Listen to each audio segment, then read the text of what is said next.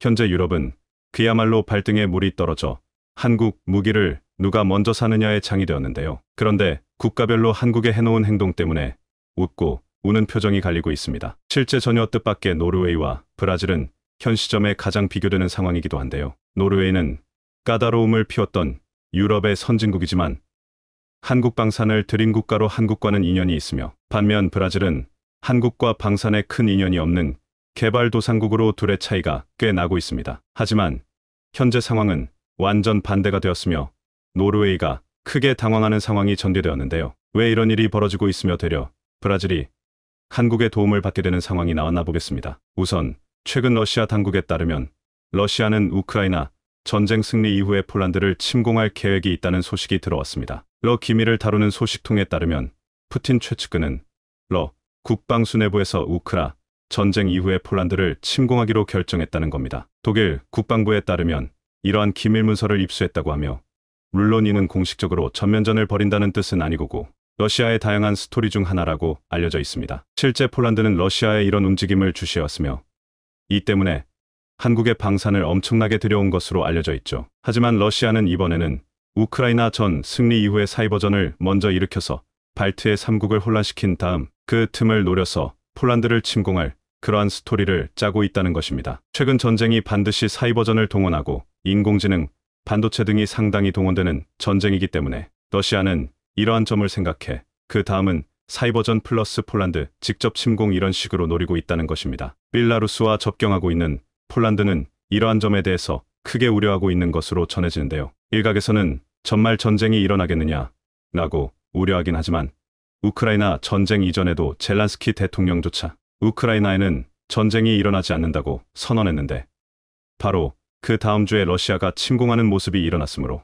전쟁은 어떻게 될지 모르는 것이며 이제 그 위협은 실제 가까이 와 있기 때문에 이번 폴란드 관련 문서 누출은 심각한 위협이 되고 있다고 판단하고 있습니다. 물론 군사 관계자들은 러시아가 실제 침공할 가능성은 나토가 개입되기 때문에 매우 낮은 게 사실이라고 하면서도 이러한 러시아의 움직임에 주목하고 있다고 전하고 있는데요. 미국의 군사전략연구소 싱크탱크에서는 이에 대해서 실제로 러시아 전쟁이 일어날 가능성은 매우 낮지만 현재 서방에서 우크라이나 지원을 서서히 줄여가고 있는 상황이기 때문에 만약 서방의 군수 물자 지원이 줄어든다면 러시아가 이 틈을 타서 실제로 동유럽에서 전쟁을 일으킬 가능성이 없진 않다고 바라보고 있습니다. 또한 이는 한국과는 아예 관계없는 일이 아닌데요. 폴란드는 이러한 사전 첩보를 이미 러시아로부터 입수했고 따라서 한국의 F-50이나 K9 전차 등 여러 가지 방산을 수입해온 것으로 전해지고 있습니다. 그런데 이것이 폴란드의 위협뿐만이 아니라는 이야기가 나오고 있는데요. 최근 스웨덴 당국에 따르면 스웨덴도 전쟁의 위협에 매우 가까이 놓여 있는 것으로 접해지고 있습니다. 가면 갈수록 러시아의 위협이 커지는 데다가 실제 폴란드 침공에 관한 소식이 들려오자 스웨덴에서는 국방부 장관이 직접 러시아와의 전쟁이 임박할 수도 있으며 이제 평화의 시대는 종료되었다는 발언을 직접 하고 나선 것입니다. 스웨덴에서 이렇게 위기가 커지는 것은 미국과 영국이 이스라엘 위기로 유럽에서 손을 떼고 있다는 위기감을 느꼈기 때문인데요. 파이브 아이즈, 엄연방 국가들은 결국엔 미국 중심으로 움직이기 때문이며 어쩌면 나토도 이 순위로 밀릴 정도라는 것이 이번 사태로 드러난 것입니다. 이제 그러면서 스웨덴에서도 동시에 한국에 대한 무기 수입을 검토하는 것으로 알려져 있는데요. 이렇게 스웨덴에서 위기감이 커지는 것은 스웨덴이나 노르웨이, 핀란드 등 북유럽 국가들이 지금까지 너무나 안일한 평화에 빠져 있었는데 여러 가지 전쟁 시뮬레이션상 이제는 러시아가 더 이상 이것을 간과하지 않고 있다는 것입니다. 또한 이번 우크라이나 전쟁에서 가면 갈수록 미국과 나토에서 우크라이나에 대한 지원을 줄여가고 정말 자기들이 필요한 전장으로 발걸음을 돌리는 것을 직접 목격한 것입니다. 이번에 미국은 홍해의 대폭 인원을 파견하면서 우크라이나에 대한 관심은 더욱더 줄어들고 있는데요. 이스라엘이 정말 중요한 곳이고 중동 문제는 미국이 그냥 넘길 수 없었고 이제 우크라이나 중요성이 더욱 떨어진다는 것입니다. 게다가 만약에 대만 문제까지 일어나게 된다면 미국은 대만에 대해서는 우크라이나와는 완전 다른 자세를 보일 것으로 전망되는 것입니다. 우크라이나 전에서는 미국이 얻을 게 별로 없는 반면에 대만은 TSMC가 관련되어 있고 미국의 반도체 패권이 달려있기 때문에 필사적으로 미국은 중국을 저지할 것이고 만약 포기하더라도 우크라이나에 쏟아붓는 전쟁 물량은 차원이 다를 것으로 전망되는 상황입니다. 거기에 일본과 한국까지 주한미군, 주일미군이 배치되어 있기 때문에 이런 상황을 검토해 본다면 유럽은 더욱더 미국에서 멀어지는 상황이라고 할 수 있는 것입니다. 따라서 최근 나토에서 더욱더 방산에 대한 수요가 급격하게 증가함을 알 수가 있는데요. 노르웨이도 지금까지 한국에 대해서 경쟁 입찰을 시키고 철충 무역을 강요하는 등 한국에 대해서 속 시원하게 밀어주는 방산은 보여주지 않고 있었습니다만 막상 미국이 손을 거두자 초비상 사태가 도래하는 것으로 확인되는 겁니다. 심지어 노르웨이는 독일과 비교하면서 한국 방산을 드릴 것처럼 하다가 결국에는 독일 전차를 드리고 마는 실수를 했는데요. 막상 독일 전차는 납품도 늦게 되거니와 기능상의 문제가 있다는 게 밝혀졌습니다. 레오파르트는 여러 가지 정비를 비롯해 노르웨이 지형에서 좀 더 효과적이 아니라는 게 밝혀졌고 최근 러시아 전장에서 여러 가지 문제를 일으키고 있는 상황입니다. 따라서 이제 이들은 막대한 현금을 동원해서 한국의 방산을 사들일 수밖에 없는 그런 상황이 도래한 것이죠. 일각에서 군사 전문가들은 한국의 방산을 사려면 이제 현금으로 바로 지불해야 하는 단계까지 올 수 있다고 전하고 있습니다. 또한 그들은 국가 보안 문제이기 때문에 이제는 더 이상 한국에 잴 필요가 없다. 절충 무역조차 논할 시간이 없다라면서 시간을 최대한 단축해야 한다는 의견을 제기하고 있습니다. 물론 그 가운데 스웨덴은 여전히 다소 정신을 못 차리는 모습으로 경쟁 입체를 시켜서 가격을 낮춰야 한다는 주장도 나오고 있는데요. 하지만 러시아의 군사 침공 야육이 더해 갈수록 스웨덴조차 한국에 SOS를 칠 것으로 파악되고 있습니다. 한국의 전차를 비롯해 탄약 공급 능력, 그 밖의 군사 제공 패키지 등은 정비, 훈련, 교육, 그리고 일부 기술 이전까지 이루어지기 때문에 이들이 고민할수록 배송을 늦출 뿐이며 결국에는 한국의 군수물자를 나토에서 주문할 수밖에 없는 상황이 더욱 도래했다는 것입니다. 실제 이것으로 한국은 어마어마한 방산 흑자를 볼 것으로 예측되고 있는데요. 왜냐하면 폴란드 하나만으로도 작년에 1조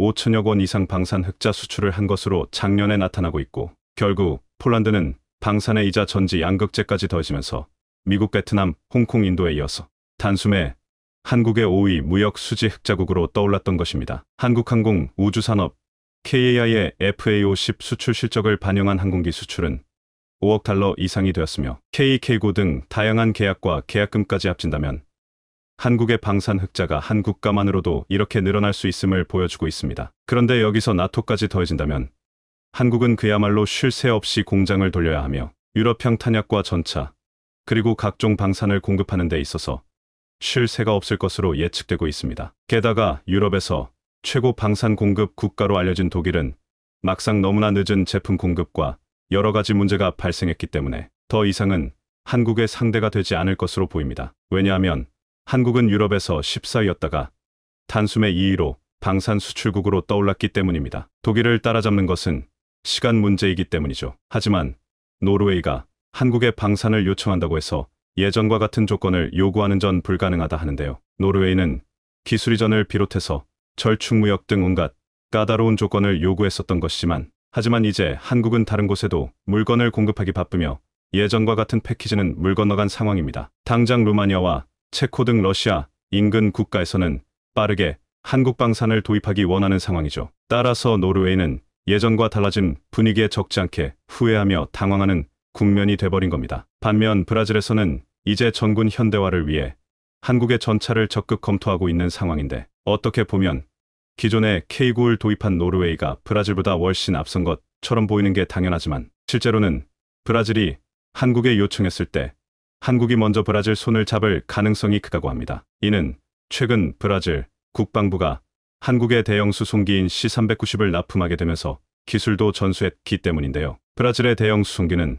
세계 3대 수송기에 들어갈 정도의 기술력을 보유하며 정비 등 기술 이전을 하며 한국에 선제적으로 먼저 방산 서비스를 제공하고 절충무역으로서의 일을 진행하는 것이죠. 추후 만국의 전차를 수입하게 될 경우에 한국은 이를 기억하고 브라질을 챙겨줄 수밖에 없습니다. 유럽의 콧대 높게 굴던 국가들보다는 한국에 실질적 도움을 주는 이들의 방산을 제공할 수밖에 없는 것이죠. 최근 심지어 한국의 전차 판매를 계속해서 방해하던 독일에서조차 한국의 방산을 도입해야 한다고 검토하는 등 그야말로 유럽에서는 러시아 때문에 뒤늦은 후회와 국방 무임승차에 대한 값을 치르고 있습니다. 한국 입장에서는 이제 오히려 갑의 입장에서 한국을 도운 이들을 먼저 챙길 것으로 보입니다. 최근 한국 방산업계는 여러 가지 면에서 긴장의 끈을 늦출 수 없었습니다. K239 천무가 사우디아라비아에서 놀라운 첫 실전을 치르면서 세계의 관심을 집중시켰고, 중동 국가들이 K방산에 대한 관심이 증폭되면서 기대감을 불러일으켰지만 연말이다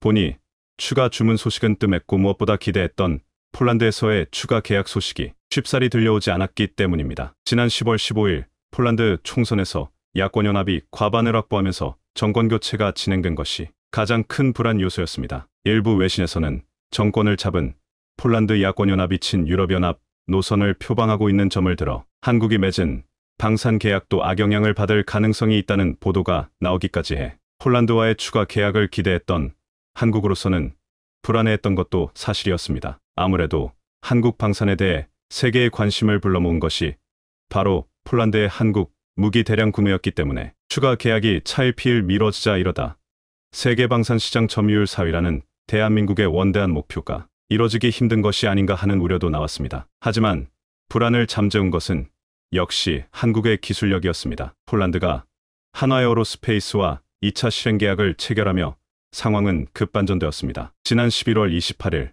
폴란드 제18 기계화 사단에 한국이 수출한 다연장 로켓 천무가 모습을 드러냈습니다. 폴란드 국방부가 자국산 옐츠 전술 트럭에 천무 발사대를 결합한 호마르 K가 설원에 배치된 모습을 공개한 것입니다. 폴란드 동부 국경을 책임지고 있는 최전방 부대인 폴란드 제18 기계화 사단의 다연장 로켓 천무를 결합한 호마르 K를 배치했다는 사실은 그만큼 한국에서 구매한 방산 무기를 폴란드가 신뢰하고 있다는 증거였습니다. 한화에어로스페이스 지난 4일 폴란드 군비청과 K9 자주포 등을 추가로 수출하는 3조 4,475억 원 규모의 2차 실행 계약을 체결했다고 공시했습니다. 이번 계약은 지난해 한화에어로스페이스 전체 매출액의 52.7%에 해당하는 규모였습니다. 한화에어로스페이스는 작년 7월 폴란드 군비청과 K9 672문 다연장 로켓 천무 288대를 수출하기 위한 기본 계약을 체결하고, 그해 8월에 K9 212문,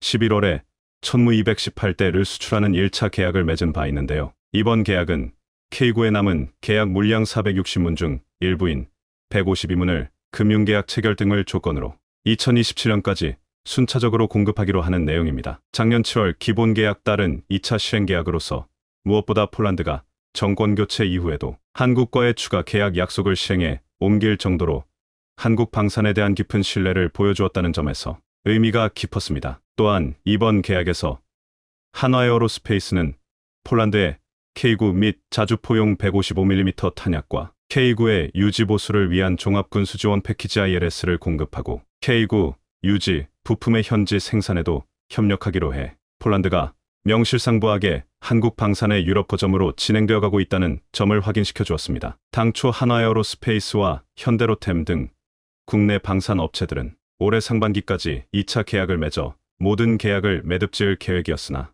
수출입은행이 특정 구매국의 정책 금융을 지원할 수 있는 한도가 차면서 계약 협상이 지연되었는데요. 이번 계약은 지난달 국내 5대 시중은행이 국내 방산업계의 공동대출을 통한 금융지원을 결정하면서 이르렀습니다. 한편 폴란드 현지에서 한국에서 구매한 K 흑표를 주축으로 하는 신규 부대가 창설되었다는 소식도 들려왔습니다. 폴란드가 8기계화 사단을 창설하면서 K 전차 전진 배치한 데 이어 가장 골머리를 앓고 있는 지역인 벨라루스 접경 지역에 타르타예보 제1보병사단 예하의 K 전차 대대를 창설한 것입니다. 여기에 한화 시스템이 K 전차 180대에 사격 통제 시스템을 공급한다는 희소식이 발표되었습니다. 계약 규모는 약 2,574억 원입니다. 폴란드에 수출하는 K 전차는 현재 국내에 전력화된 전차와 동일한 사양으로 긴급 공급하는 1차 사업과 폴란드가 원하는 사양으로 개량 공급하는 2차 사업으로 구분되는데, 이번에 진행된 수출 계약건은 1차 사업에 해당합니다. 전차의 두뇌로 불리는 사격 통제 시스템은 사격 통제 컴퓨터 포수 및 전차장 조준경열상 잠만경 레이저 경고 장치 등으로 구성되는데, 사격 통제 컴퓨터는 포탑 내부의 주변 장치들과 연동해 포탑과 조준경을 제어하고 탄도 계산과 자동 추적 등의 기능을 수행하는 시스템입니다. 폴란드의 정권 교체로 한국과 폴란드가 추진해온 대규모 방산 프로젝트에 빨간불이 켜지는 것이 아닌가 우려했지만, 한국과 방산협력을 추진해온 폴란드 국방장관은 무력을 동반한 주장만이 푸틴을 설득할 수 있다. 이를 위해서는 필수적으로 무기 공급 계약을 이행해 나가야 한다. 우리는 유럽에서 가장 강력한 지상군을 만들기 위해 정해진 길을 끝까지 걸어가야 한다고 말하며 한국과의 군비 확장의 필요성을 역설하기도 했습니다. 이처럼 다시 폴란드로의 방산 무기 수출이 활기를 띠게 된 가운데 방산 전문가들은 폴란드가 유난히 추운 이번 겨울 북한에도 강한 면모를 보이는 천무를 탑재한 후마르 K가 설원에 배치된 모습을 공개함으로써 K-139 천무에 대해 안 그래도 관심이 많은 노르웨이를 자극할 것으로 전망하고 있습니다. 최근 국방 전문가들은 노르웨이는 늦어도 내년 초 장거리 다연장 로켓에 대한 구매 제한 입찰을 시작할 것으로 내다봤는데요. 노르웨이 최대 방산 기업인 콩스덕가 천무에 자국산 NSM 미사일을 장착하는 방안을 검토 중이라는 소식도 들려오고 있기 때문입니다. 재미있는 것은 NSM은 아음 속의 지대지 미사일인데요. 통상적으로 다연장 로켓은 해상 사격에는 적합하지 않습니다. 지난 5월 필리핀 실탄 사격 훈련장에서 하이마스가 해상 사격 표적을 향해 발사한 6발의 로켓이 모두 빗나가 망신을 당한 적이 있는데요. 그런데 한국의 천무는 주로 해상에서 사격 연습을 해왔습니다. 국내에 천무와 같은 다연장 로켓을 시험해볼 사격장이 부족했기 때문입니다. 하지만 인생사 세웅지 마라고 해상 사격에서 연습을 해온 천무는 노르웨이에게는 꼭 필요한 무기입니다. 노르웨이는 러시아와 맞댄 지상국경이 기껏해야 200km도 안 되지만 해안선의 길이는 이보다 몇 배나 길기 때문에 사실상 전차보다 너무나 긴 해안선을 방어해줄 강력한 화력, 즉 다연장 로켓에 대한 관심이 더 큽니다. 이런 상황에서 폴란드가 정권 교체에도 불구하고 한국산 방산 무기를 예정대로 구매하기로 한 것은 노르웨이에게도 적지 않은 자극을 줄 것으로 예상됩니다. 이처럼 폴란드와 노르웨이에서의 추가 계약을 기다리면서 한화는 K9 자주포로 중동 특수 또한 노리고 있습니다. 한화에어로스페이스는 연말에는 이집트를, 내년 초에는 사우디의 방산 전시회에 진출해 중동 시장을 정조준합니다. 한화에어로스페이스는 이집트 카이로에서 열린 방산 전시회 300제곱미터 규모의 대형 전시관을 개설해 K9 자주포 및 K10 탄약운반차 등으로 구성된 자주포 패키지와 미래형 보병 전투장갑차 IFV인 레드백, 그리고 전술용 유도탄 천검, 다련장 로켓 천무 등 한국이 자랑하는 K방산을 선보였습니다. 이와 함께 탄약포탄 수요가 증가를 고려해 155mm 포탄 모듈화 장약도 전시했는데요. 특히 이집트는 한국항공우주산업 KAI와 경전투기 FA-50 수출 협상이 막바지 단계에 있고 사우디도 대공 방어체계 등 수출 논의가 진행 중이라 그 어느 때보다 글로벌 방산업계의 시선이 쏠려 있습니다. 이집트는 중동 아프리카 지역에서 가장 강한 국방력을 가진 나라로 평가되며 세계적인 무기 수입국인데요. 한국경제인협회가 지난 7월 글로벌 4대 방산 수출국 도약 과제 보고서를 펴내면서 인도, 사우디아라비아와 함께 국내 방산 기업들이 진출해야 할 신시장으로 이집트를 꼽은 바 있습니다. 한편 한화에어로스페이스는 영국 BAE 시스템즈와 1,759억 원 규모로 나토 회원국이 사용하는 155mm 포탄의 모듈화 장약 공급 계약을 체결해 유럽 시장에서도 협력을 강화하고 있습니다. 원통 모양으로 모듈화된 추진장약인 MCS는 탄두 뒤에 장전돼 탄두를 정해진 사거리에 맞춰 포신 밖으로 날려보내는 핵심 탄약 구성품인데요. 한화에어로스페이스는 이번 계약을 통해 NATO 표준 155mm 포탄에 적용되는 장약을 처음으로 수출하는 쾌거를 이뤘습니다. 이것은 한화가 영국의 글로벌 톱티어 방산기업들과 전략적 파트너십을 강화하기 위해 추진하는 것으로 최근 전 세계적인 지정학적 위기로 수요가 급증하는 155mm 포탄의 장약 공급을 계기로 자유진영 우방국인 영국과 방산 분야에서 전방위적인 협력 관계를 확대하겠다는 의미입니다. 한화는 유럽의 지정학적인 위기로 인해 NATO 회원국을 중심으로 155mm 포탄의 모듈화 장약의 수요가 구급증할 것으로 판단해 2019년부터 선제적으로 NATO의 사거리 기준을 충족하는 장약 개발에 나서 올해 초 완료했습니다. 이번에 한화가 수출하는 수출형 MCS는 자동장전 포탑을 탑재하는 자주포의 자동 공급 기계의 충격에 견딜 수 있도록 외부 탄피의 강성을 높였습니다. 또한 한화는 현재 컨소시엄 형태로 추진 중인 영국의 자주포 획득 사업 모바일 파이어스 플랫폼 MFP에 한화가 밀고 있는 K9A가 선정되면 MCS도 동시에 공급해 패키지 형태의 수출도 가능해지리라 기대하고 있습니다. 인도가 파격적인 결단을 내리면서 한국은 초대박이 나고 미국은 초비상이 걸렸습니다. 바이든은 세계 무기 수입 1위 인도의 미국산 무기 판매를 늘리기 위해 지난 수년 동안 엄청난 공을 들여왔는데요.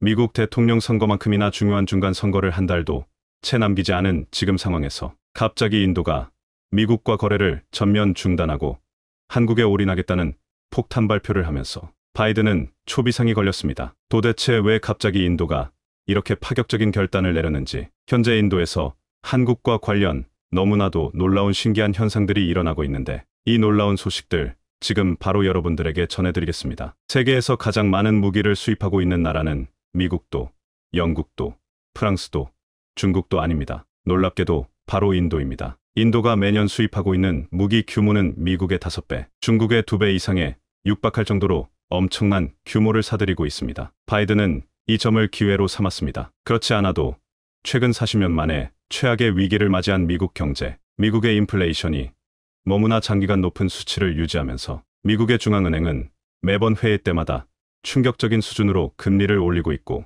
이 때문에 전 세계 중앙은행들은 미국을 따라서 금리를 같이 큰 폭으로 올리고 있습니다. 높은 대출이자 때문에 아무도 은행에서 돈을 빌려 집을 사려 하지 않자 부동산 가격은 폭락하고 있고, 기업들은 투자를 빠르게 줄이거나 완전히 철회하고 있습니다. 이에 미국뿐 아니라 전 세계 국가들이 한 번도 경험해보지 못한 너무나도 무서운 경제 위기를 경험하고 있는데요. 코로나 때 무리하게 돈을 풀고 제대로 된 선제적 조치를 취하지 않은 바이든 미국 대통령이 현재 비난 대상 1순위입니다. 이에 바이든의 지지율은 끝을 모르고 폭락하고 있는데요. 다음 달 초에 열리는 미국 중간선거에서 미국 민주당이 공화당에 참패할 경우 바이든의 정치 인생은 끝이 나버릴 수 있습니다. 이에 바이든은 마지막 비장의 카드로 미국산 무기를 많이 판매하여 이를 선거 홍보 전략으로 사용하려 하고 있습니다. 일반적으로 미국 대통령의 세일주 외교로 미국산 무기가 많이 팔릴 경우 지지율이 가파르게 상승하는 것이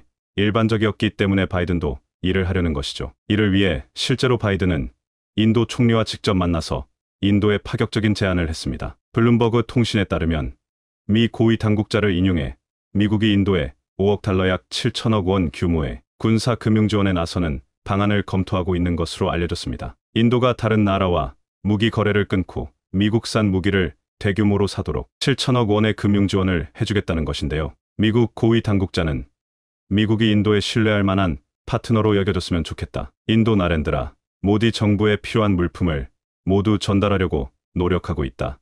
토로했습니다. 미국의 이러한 파격적인 제안에 인도도 실제로 미국산 무기를 대규모 사기로 결정했습니다. 실제로 인도는 중국과 러시아로부터 사려고 했던 무기들을 모두 취소해버리더니 미국과 대규모 무기 구매 계약을 체결했습니다. 이 소식이 전해지면서 놀랍게도 바이든의 지지율은 9%피나 급등했습니다. 세계 무기 수입 1위인 인도와 대규모 무기 수출 계약을 체결한 것이 가장 큰 역할을 했다는 분석이 쏟아져 나오고 있습니다. 이대로만 흘러가면 바이든은 너무나 순탄하게 다음 달 중간선거에서 대승을 거둘 수 있고, 그가 서명한 한국차별법도 굳이 고쳐줄 필요가 없습니다. 자, 그런데 한국 때문에 대이변이 만들어졌습니다. 미국산 무기에 올인하려 했던 인도가 미국을 버리고 한국을 선택했습니다. 그런데 이 규모가 너무 커서 인도가 미국산 무기를 사실상 거의 구매하지 않고 국방 예산 대부분을 한국산 무기를 사는데 쓸 수 있다는 소식까지 전해지면서 바이든은 초비상이 걸렸습니다. 현재 인도 정규군은 육군 120만 명, 공군 14만 명, 해군 7만 명으로 총 141만 명, 매년 육군에 지출하는 비용은 30조 원, 해군 10조 원, 공군 15조 원에 육박합니다. 인접국인 파키스탄, 그리고 중국과 잦은 무력 충돌 때문에 인도는 해마다 큰 폭으로 국방 예산을 늘려왔습니다. 그런데 미국산 무기를 아무리 사도 가격만 높고 가성비가 떨어져 인도의 상황은 전혀 나아질 기미가 보이지 않자 세계에서 가성비가 가장 높은 한국산 무기를 선택한 것입니다. 인도가 한국산 K9 자주포를 200문 추가로 도입했다는 소식은 이미 모두 알고 계실 겁니다. 한국산 K9 전차로 중국산 전차를 사용한 파키스탄을 초토화시켰다는 소식도 이미 많이 알려졌는데요. 자, 그런데 이것은 아무것도 아니었습니다. 무려 10조 원에 육박하는 인도 잠수함 프로젝트에서 한국이 선택됐습니다. 인도는 수중에서 오랜 기간 작전할 수 있는 공기부료 추진 Air Independent Propulsion AIP 시스템을 탑재한 잠수함을 요구하고 있습니다. 특히 잠수함 기술의 최신 트렌드인 리튬이온 배터리 기반의 AIP 잠수함을 선호하는 것으로 알려졌습니다. 인도는 잠수함 6척을 건조하는 비용으로 10조 원을 주겠다고 했고, 사업 규모가 워낙 크다 보니 프랑스, 독일, 스페인, 러시아, 미국, 그리고 한국이 수주에 참여했습니다. 대부분의 전문가들은 최근 바이든 대통령이 직접 나서 인도에 6천억 원의 금융지원까지 약속했기 때문에 당연히 미국이 수주할 것으로 예상했는데요. 결과는 놀라웠습니다. 인도가 선택한 것은 미국이 아닌 한국 대우조선해양의 도산 안창호급 잠수함을 개량한 DSME 3000 모델. 해군 전문 매체 네이버 뉴스는 지난 14일 대우조선해양의 DSME 3000 모델이 균형 잡히고 꽤 능력 있는 잠수함이라고 평가한 전문가인 HI 서튼의 분석 기사를 전했습니다. 서튼은 인도 PT-75 사업에 4개 경쟁자가 있다면서 프랑스 바라쿠다, 한국 DMSE 3000, 스페인 S80 플러스, 러시아 아무르급이라고 전했는데요. 서튼은 4가지 경쟁 모델의 장단점을 열거하면서 DSME 3000이 균형이 잡히고 능력이 아주 뛰어난 잠수함이라고 평가했습니다. 서튼은 한국은 잠수함에 리튬 기반 배터리 기술을 적용하는 경쟁에서 가장 앞서 있다면서 이 기술은 잠수함의 배터리 잠항 지속 시간을 연장하는 만큼 인도 해군에게는 매력이 있을 것이며 AIP의 중요성을 낮출 것이라고 평가했습니다. 그는 특히 경쟁 모델에 대한 가장 큰 차별점으로 6 내지 10기의 VLS를 꼽았습니다. 그는 한국 해군은 여기에 현무 44를 탑재할 것으로 예상된다며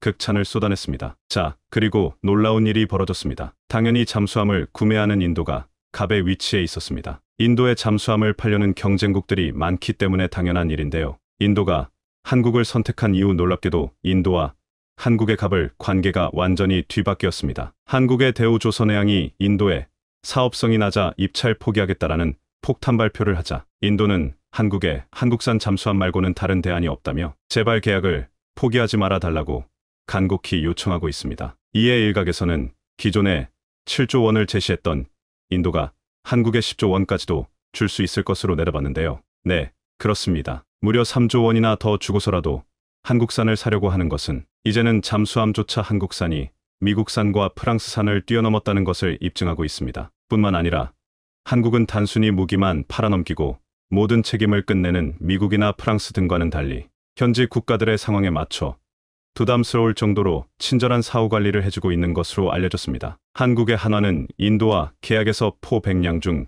90량을 현지에서 생산하기로 해 인도의 방위산업 육성에 동참하는 식으로 인도 정부와 신뢰를 구축하려 했습니다. 인도 현지인들을 고용해 인도 경제 성장에 이바지하는 동시에 기본적인 무기 기술을 전수해 줌으로써 인도의 무기 생산 자립도 도와주고 있는 것입니다. 일본 매체들은 이러한 한국의 폭발적인 성장을 부러워하고 있습니다. 일본 주간지 다이아몬드는 한화의 K구자주포 판매 전략이 과거 삼성과 LG가 과감한 투자와 현지화 마케팅 전략 등으로 일본 가전 반도체 기업들을 앞질러 세계 시장을 석권한 전략과 매우 비슷하다라고 대대적으로 보도했습니다. 또한 이렇게 한국이 초대박 행진을 이어가는 동안 무려 8년 동안 일본은 고작 수출을 1건만 따냈다며 방위산업에서도 일본이 한국에 처참하게 패했다고 전했습니다. 세계 무기 수입 1위인 인도가 이렇게 한국에 올인하기 시작하면서 한국의 방산 수출은 놀라운 속도로 늘어나고 있습니다. 지난 5년 동안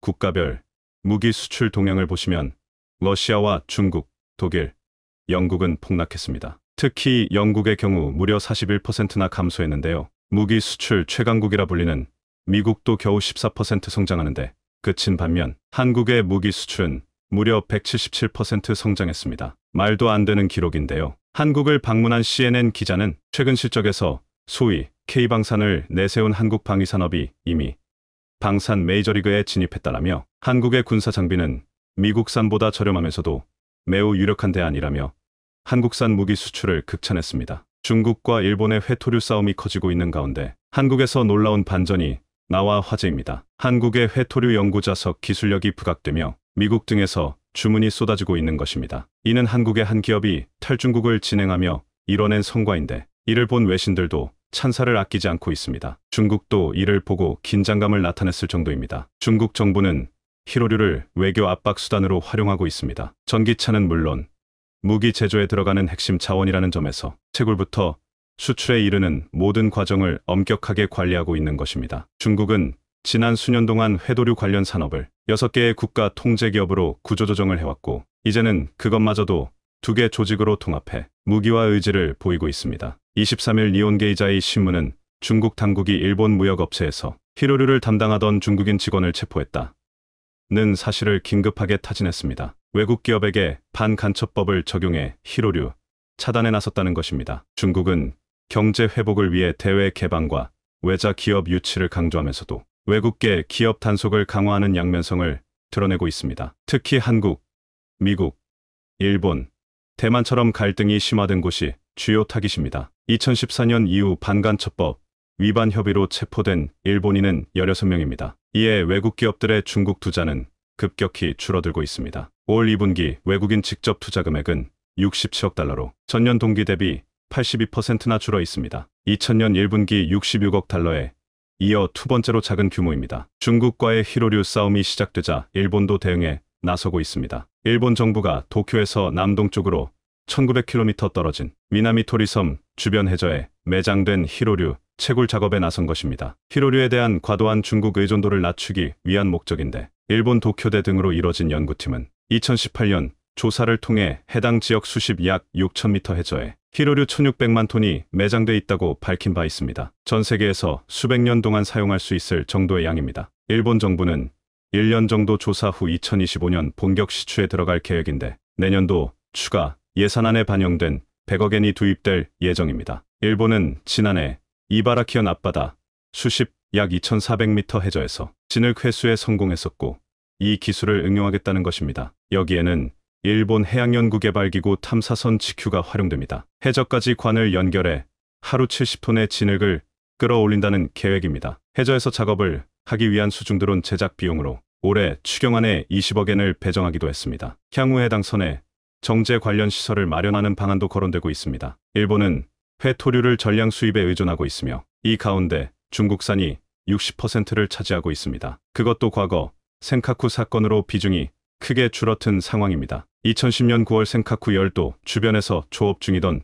중국어선을 일본 해상보안청이 납포한 적이 있습니다. 하지만 중국이 꺼낸 카드에 일본은 단 3일 만에 100기를 들어야 했습니다. 당시 히토류 수출 금지 카드를 꺼내 들었던 것입니다. 연구자석에 쓰이는 네오디뮴 수급에 문제가 발생해 가격이 10배 이상 폭등하기도 했습니다. 이는 중국 히로류에 의존해 전자제품을 만들던 일본에게는 치명적인 내용이라 즉각 꼬리를 내렸던 상황입니다. 그 후 일본은 히로류 광물 공급 대체 국가들을 찾아 나섰고 태평양 일대 해저에서 히로류 탐사를 진행해 왔습니다. 2011년 일본 과학자들은 하와이와 타이티 부근 약 1100제곱킬로미터 해저 퇴적물에 육상 히토류 총 매장량의 1000배에 이르는 1천억 톤의 히로류가 매장돼 있다고 밝히기도 했습니다. 우리나라도 일본보다는 10년 늦었지만 2020년부터 한국지질연이 태평양에 있는 회토류를 연구하고 있습니다. 지난 4년간 확보한 해저, 히로류 지도를 바탕으로 신규 취항하는 탐해 3호를 활용해 태평양 해저,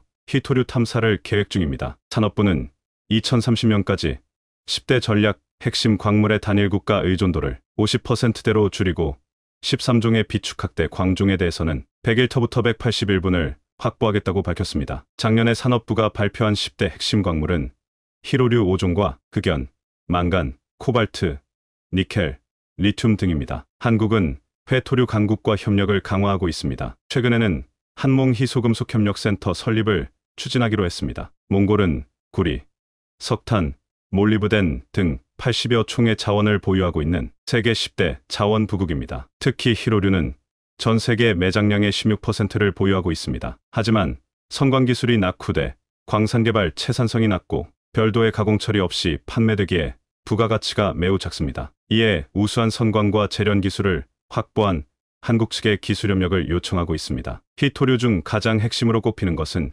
연구자석 소재입니다. 현재 전 세계 연구자석 중 90%는 중국이 공급하며 나머지는 일본이 생산하고 있습니다. 연구자석은 일반 자석의 10배 이상 자력이 강해 전기차와 우주선 등 첨단 제품에 사용되고 있습니다. 한국은 지금껏 히토류 합금을 생산하지 않던 나라였습니다. 재련 과정에서 독성가스가 생기는 등 환경오염이 심한 것도 이유입니다. 그래서 연구자석은 완제품 형태로 수입해왔습니다. 2001년을 기점으로 일본에서의 수입은 줄어들고 생산을 확대한 중국에서의 수입이 커진 것을 볼 수 있습니다. 2020년 기준 수입액이 1억 8천만 달러나 됐을 정도입니다. 한국은 전기차 수출 증가로 작년 연구자석 수입맥이 전년 대비 67% 증가한 6억 4천만 달러를 기록했고, 이 중 87% 정도를 중국에 의존한 것으로 나타났습니다. 하지만 이제는 그럴 필요가 없습니다. 한국 업체에 의해 공급망 구조가 거의 완성돼 가고 있기 때문입니다. 포스코 인터내셔널과 성림첨단산업은 연말까지 합작회사를 설립해 미국의 전기차 구동 모터 코어의 핵심 재료인 연구자석 공장을 짓는 방안을 논의하고 있습니다. 자회사인 포스코 모빌리티 솔루션이 해당 연구자석으로 구동 모터 코어를 만든다는 계획입니다. 구동 모터는 연구자석과 이를 감싸는 모터 코어 등으로 구성됩니다. 총 투자 규모는 2천억 터부터 3천억 수준인 것으로 알려져 있습니다. 공장 규모는 연산 최대 3,000톤이며 향후 연산 5,000톤까지 증설하는 방안을 검토하고 있습니다. 연구자석 5,000톤은 전기차 250만 대에 들어갈 구동 모터 코어를 생산할 수 있는 양입니다. 이를 GM, 포드, 스텔란티스 등 미국 3대 완성차 기업에 납품하고 현대차그룹의 미국 공장 등으로 판매처를 확대할 계획입니다. 포스코 측은 2026년부터 10년간 현대차그룹의 구동 모터 코어 350만 대를 공급하는 계약을 최근 체결하기도 했습니다. 지난해 11월부터 누적 수주는 1,000만 대 분량입니다. 수천억 원의 이익을 볼 수 있는 주문을 확보한 셈입니다. 1994년 설립된 성림첨단산업은